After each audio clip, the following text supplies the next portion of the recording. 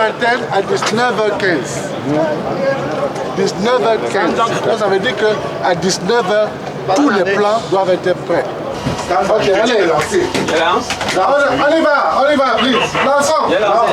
C'est parti. Demande à la voiture. Qui démarre? Demande à la voiture de venir. Quand la voiture monte. Ça va. Sois prêt.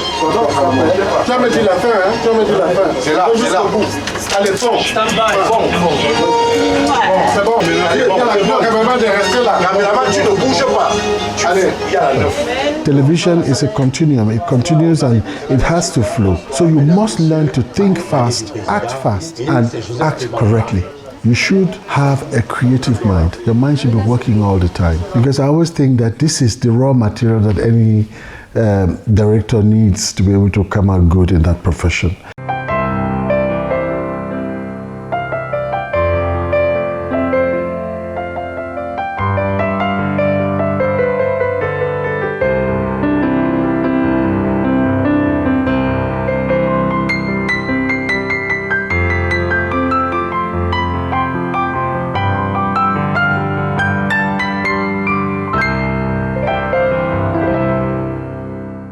I am a producer-director by profession, been in this trade for about 31 years. I was born about 60 years ago on the 1st of December in a small, quaint plantation town called Mukonje, that is in the southwest region. I'm the second of 8 children.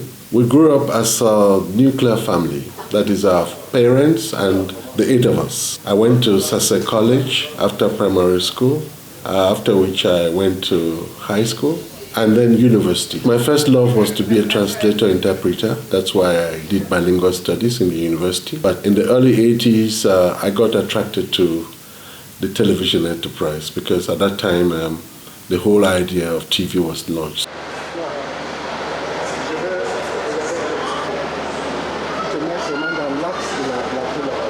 I came out first in my class, but strangely I was the lone producer-director sent to the sports service. I was not happy at all, but thank God I took that as a challenge because I thought that was a service at the time that wasn't so well organized. And that is how my love for directing live programs came about. Because I could direct sports programs, that led me naturally to directing the news. I had the pleasure and honor to have directed many big national events that have taken place in Cameroon. I've done also a series of documentary films. I started a program on CRTV in the 80s called Cameroon Safari. That was a program that was to kind of showcase the beauty of Cameroon, show that Cameroon is Africa in miniature, and I took a lot of pride in doing that program. I'm glad to say that the first ever telefilm of English expression was produced by me. Visitor from the Past, it was exactly 1989. It was a telefilm that was organized by the late Professor Bola Butake. It was a novel experience for me, I must say. I never thought I would get into the complex domain of directing fiction. Soignez vos cadres. Soignez vos cadres. Vous ne pouvez pas suivre la nécessité de refaire. Nous ne sommes pas, c'est pas un match de football. Puis parfois on n'a pas de temps. Ici, oui, on a des fractions de secondes avec lesquelles on peut toujours faire quelque chose rapidement. And I think that I organized my professional life in such a way that I got to learn very fast, you know. So it made me, for example, produce signature tunes, or if you like, theme songs. I've done so many. Most of the African nations' cup expeditions, they always had theme songs. And I'm glad to say that most of them were done by me. All the World Cups from 1990 to 2002, where Cameroon participated, all the theme songs were done by me, all right? I started illustrative windows on the newscast. It was such a big risk to take. I remember very well, it was during the visit of Pope John Paul II. I took the risk and I said, what is it I can do differently? I looked around me and I got seduced by what I used to see on the French newscasts, where they had windows to illustrate their news stories. And I said, even if it's rudimentary, I think I can do it. And I got my editor, and we did a number of experiments on the editing table. And I said, I can shout Eureka, meaning I found it, and I went into the studio very confident that I will hit the pot, all right? And believe you me, that evening I hit it. Because even my general manager at the time, Professor Gervais Mendoza, was very, very, very impressed because he saw a completely different newscast. So that is what I did. And today we have headline news. I impose headlines on the news. French industrialists and other French businessmen are pleased or are pleaded with to invest in Cameroon. The presidential couple is in France on an economic offensive. So I proposed this in the newsroom. They were a little recalcitrant. They were dragging feet. They were not very prepared for it, but I was lucky. I was lucky that I got a certain Charles Ndongo, a presenter at the time, who today is our general manager. I got Eric Chinje, who at the time was a top newscaster on television. These two were instrumental in making headline news a reality on television. I will not forget a little jingle which I did to mark the year 2000. Remember, 2000 was like a magic year. Nobody knew what was going to happen. Some said the world was going to stop.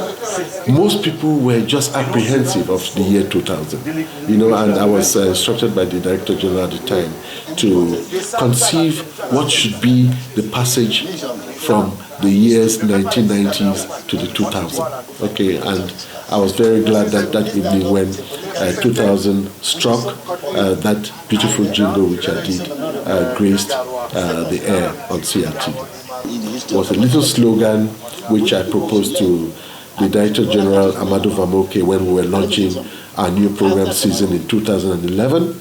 That was just when I took up office as Director of Programs and Production. I said, why not? CRTV must have a slogan. We had one before, CRTV, your window on the world. I thought that was a little too boastful. CRTV, I said, how can CRTV be your window on the world? So I said, let us look for something more catchy. Let's look for something more democratic. Let's look for something that is more seductive. And that is how I tried a few concepts which I had on my table, and like dice, I diced it, and what came out of the cup was CRTV, the heart of the nation.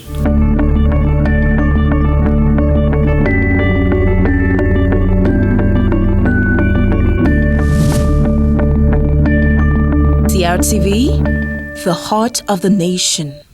I should say that it was such an honor for me to have been designated the Pioneer Director of Programs and Production. That was way back in 2010. I was a little scared because when I looked at the volume of that department, it was a department that had 285 men and women.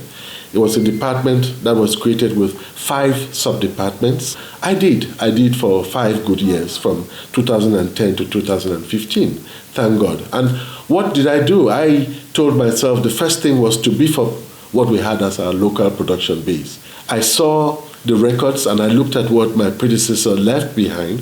CRTV was barely groping with about 35% of local productions. I thought that was too low.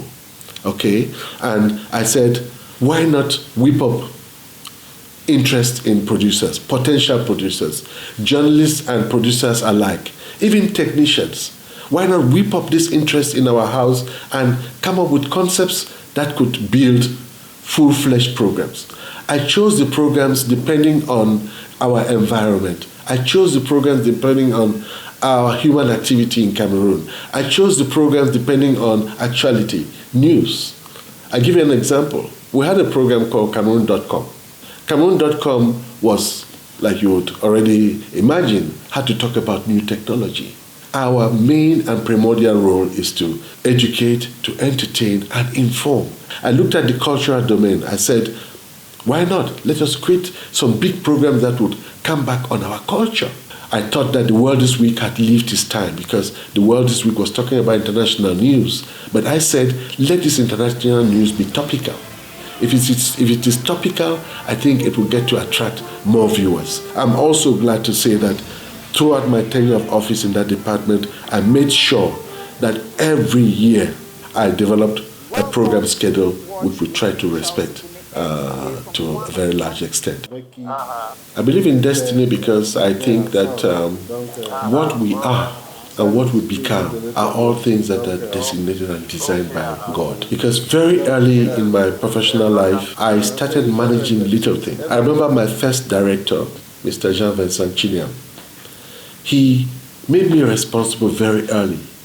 I used to draw up rosters for news production, for example. I used to draw up rosters for the occupation of the studios. All of these little things started preparing me to be a manager. Because in drawing up rosters, I had to consult people. I would consult producers. When do you want to occupy the studio? When is your program going to be recorded? Is it live? Is it late broadcast? And so on. All of these things put me on my feet, and I learned not only to manage material, I also learned to manage people. But I also made sure that I took care of administrative work.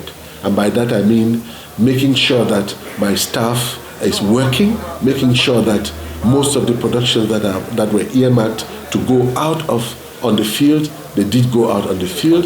Those who had to go out on mission, script girls that had to work for this or that program. And like I say, I was prepared long ago for that. I became sub-director in CRTV in 2000. And I think at that level of management, at that level of responsibility, it gave me a full idea of what probably my future, like I said, destiny has its way of managing us. That position which I handled for 5 years, I think prepared me solidly to occupy the positions of Director of Production first in 2005 and later Director of Programs and Production 5 years later in 2010. The day that everything went right was the day, I think in 2007, if my memory doesn't fail me, when I directed the Mass said by Pope Benedict XVI at the Omnisport Stadium here in Yaoundé.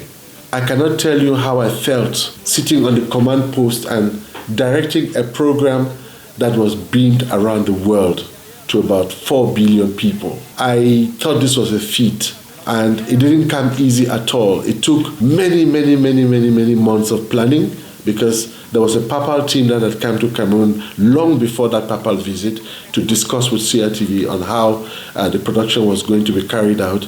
And I worked with a team of experts from Italy, and I thought that at the end of that working session, I was well equipped to direct that Mass. At the end of the day, when I got a call from the communications chief of the Vatican, he was calling me from the Hilton Hotel where he was monitoring my production, and he told me, "Bob, well done. You made it. It was great." I can't tell you how I felt. I felt great. And I will not tell you a lie. It was from that day on that I told myself, "Bob, I think this is the point where the applause is loudest. Don't you think that you should start quitting the stage?" Everything just went well. My cameramen were all good. They gave me all the kinds of shots that I wanted. I remember when the Papa Mobile was driving in from the tunnel into the stadium, all right? I told the cameraman, "Please get me a close-up shot of the Pope inside the Papa Mobile. I want to see what is inside the Papa Mobile." And when I had that shot, I remember how the Pope looked at the cameraman and had a little smile on his face. These are the kinds of things that any producer would like to do. When was the day that everything went wrong? It was a newscast. We started that newscast, and like an ill-fated plane that had to crash, 10 minutes after we started that newscast, we had to close it, simply because the machines were not responding anymore. I remember it was Julius Wame who was the anchor. He had started a newscast like he normally knew how to do it. It was so beautifully started, but like I said, 10 minutes down the line, all the machines just shut down. We couldn't play out any feed. The studio was still on, it was fine. The lighting was good, the cameras were still on. I had all the pictures on my control monitor. Unfortunately, we had no feeds coming in from the editing. The essence of a newscast was all defeated. So I, through intercom, just had to inform Julius to stop babbling on the air, because I don't think there'll be any magic tonight. We'll have to close the newscast.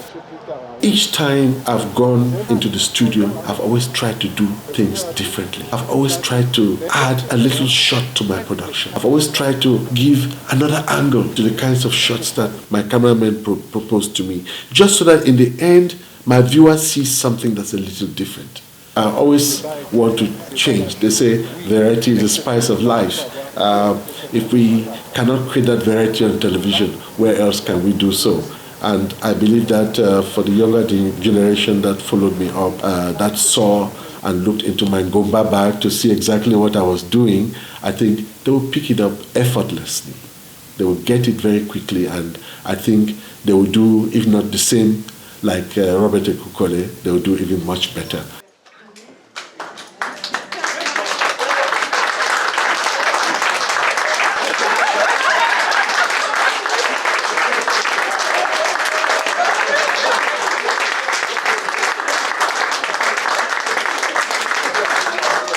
Bob is one of the most competent directors CRTV has ever had. He added to, let's say, the artistic aspect of directing an intellectual touch, which put his productions, his program above the others. Monsieur Ekukole, c'est un homme qui aime le travail bien fait. Et je vous assure, ceux qui le connaissent savent que comme il aime bien s'y mettre, c'est comme ça qu'il aime que le travail soit bien fait. Très rigoureux dans le travail. Vraiment, quand je dis rigoureux, très pointu dans ce qu'il fait. Il me prend un jour comme son assistant pour les matchs de foot. Puis je regarde comment il travaille une fois. Au deuxième match, il me dit, bon voilà, tu seras mon assistant. Mais il ne me dit pas qu'il ne va pas venir au stade. Je l'appelle à quelques minutes de la prise d'antenne. Il me dit, j'arrive. Et puis, il n'arrive pas, on prend l'antenne. Je commence à travailler, je fais le match. Et lui, il est à la maison, il me regarde à partir de la maison. Et à la fin du match, il m'appelle, il me dit c'était pas mal, voilà, il faut corriger ceci, il faut corriger cela. Et voilà comment il m'a fait me mettre dans les matchs. Again, while we worked with him as director of Halo, and then later on director of productions, then director of programs and productions, we discovered a great manager who understood the staff, who could take care of the staff, who was never biased. Mr. Ekukole never treated you because you are from this, you're from A or from B, from the Northwest or from the Southwest, you're Francophone, you're from the East. No, Mr. Ekukole treated everybody based on what you can do. And he showed love to everybody based on what everybody could do. As a great manager, he was a little open. He was very friendly, always eager to bring in new ideas for us to experiment during our work. And it made me also to love the job. And we used to actually sit together and dream certain actions that we would like to realize together. And when we come on the editing table, he will tell us to try it out, and we'll try it out. If it works, well. If it doesn't work, we'll say, okay, next time we'll do better. Mr. Ekukole is the type of person who goes for what he actually wants in his profession. He wants the best. Then he works towards the best. And since he's the kind of person who is easygoing, he creates relationships very easily. He will get his material, get people who will give him the information that he needs for his production. He will get the archives that he needs when he wants, and that is how he will build up his program, and it will become interesting when it goes on the air. Vos collaborateurs, aujourd'hui vous le voyez là, n'est-ce pas? C'est un enterrement jamais vu réalisé. Donc faites ça pour moi. Parce que j'aimerais que quand je sors d'ici, je sois satisfait. Je peux même pleurer. You cannot be a good producer director if you do not know how to manage people. You are the head of a team, and I always liken the job of a producer director to an airline pilot. You must be able to be diplomatic when you have to be. You must know how to be firm when you have to be.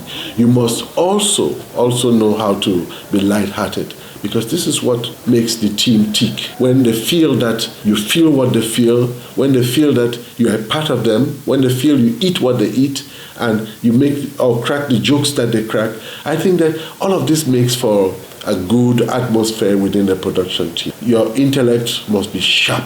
You must think fast. You don't have time to start reflecting on this or that. You must have visualized what you want to do, so that at the end, when you are on the editing table and you have to play back your edited piece, you tell yourself, does this reflect the dream that I had before going out to shoot my film? As a manager, I will simply refer to him as that man who was always put behind his title as a director and brought forth in front of him this humble part of him as a father. He has been a father to many and a director to a few. Le travail au quotidien avec lui, c'est toujours bien passé, toujours. Parce que je n'ai pas un boss devant moi, je n'ai pas un patron, j'ai plutôt un père. Parce que c'est comme ça qu'il s'est toujours comporté avec moi, comme un papa. Tous les jours, des conseils, même dans le travail, on trouvait toujours une minute pour rire. L'environnement de travail au quotidien est chaleureux, jovial. Quand tu rentres le soir, tu as déjà envie d'être là le lendemain.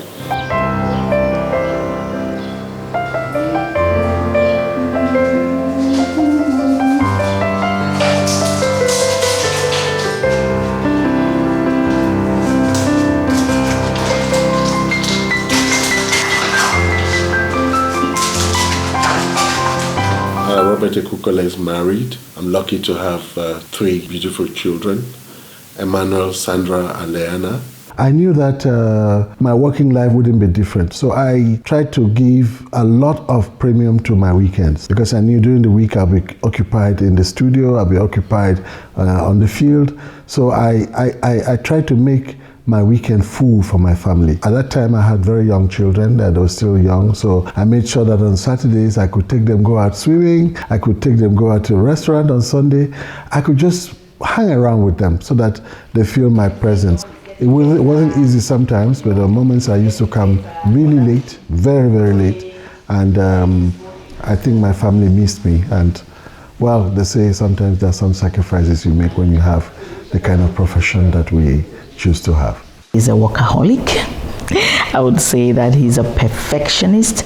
He is absolutely consumed with work. He's also someone who is passionate about how he looks. If he wasn't the workaholic, the knowledgeable, wise person that he is, I would think that he's vain because he spends so much time on his looks, from his head to his toe. In my life, I've always left tomorrow for tomorrow. I know sometimes my wife would not agree with me, but that is how I was made. I don't stress out myself on so many things. My wife will tell you that I sleep very well. There is not a single day that I will not sleep at least 8 hours a night. I always sleep well, all right? And I think that whatever work I would have done the previous day, whatever circumstances I would have had, difficult, stressful, annoying the previous day, by the time I spend 8 hours on my bed, I always get up refreshed. I always get up fine and good to start a fresh new day. Most people who know me, they know me with a smile. I was born that way. My mother told me that I always laughed when I was a baby, and strangely, I grew up that way. I don't know how not to laugh. I don't know how not to smile. You are very happy birthday. Happy birthday to you. I started until midnight, and believe you me, when the hand of my clock ticked a few seconds after midnight, that's when it dawned on me that I just turned 60.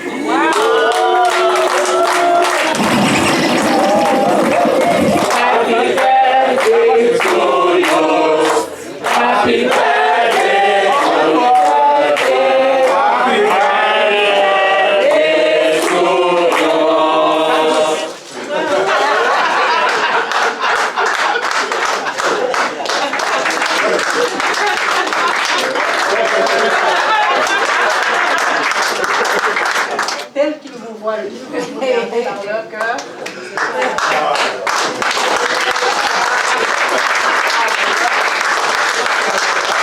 I still see myself useful in private just like in public.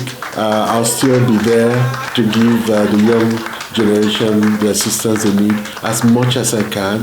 Of course, when you go on retirement, there are many other things or other activities that come into your life. Yes, I will try to manage all of that, but I don't think I would ever turn my back to CRTV that gave me all that I am today. So I think on a purely moral standpoint, I have that obligation to assist CRTV. Also, I'm going away very satisfied that I've given my all, I've given my best. I thank God that in 31 years, I didn't have any setback that kept me off work. I've worked consistently and continually for 31 years.